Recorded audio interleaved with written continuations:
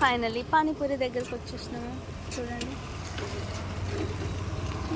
ఇక్కడైతే వేడి వేడిగా ఇస్తారు కదా, అక్కడ వేడిగా ఉండదు అనమాట. అన్ని ఇట్లా పేర్చి ఇస్తారు. ఇక్కడ ఒక్కొక్కటి ఇస్తారన్నమాట. ముగ్గురం వచ్చిన ముగ్గురం తింటాం. ఇప్పుడు పానీపూరి ఒకటి వేయంగానే చూపిస్తాను. ఇది కూడా సేవ్ అంటారు కదా, చిన్న మిక్చర్, సన్న మిక్చర్, అది కూడా వేసి ఇస్తారనమాట. వేసాడు ఇప్పుడే పానీపూరి.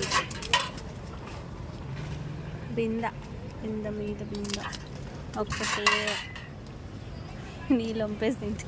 సేమ్ నా అలాగే నేను కూడా ఇలా నీళ్ళు వంపేసే తింటాను. కట్టెట్ తీసుకున్నాను నేను, అందులో పుదీనా కట్టె వచ్చింది. ఫ్లేవర్ బాగానే ఉంది. అయితే మహారాష్ట్ర అయితే కట్లెట్ ఉండదు, రగడ అంటారు అక్కడైతే. సేమ్ కొంచెం ఇట్లానే ఉంటుంది కానీ దీనంత టేస్ట్ అయితే ఉండదు. ఇంత పెద్ద ప్లేట్ నిండా ఉంటుంది. ఇది ఇంకా అంటే గరం గరం ఇస్తుంది, అక్కడ అంత గరం ఉండదు, వేడిగా కట్లెట్ చాలా బాగుంది. ఉల్లిగడ్డ, స్వీట్, ఇంకా కర్డ్ కూడా వేసింది, పెరుగు, దహి. ఇదేంటి కట్లెట్, కంపల్లి కట్లెట్.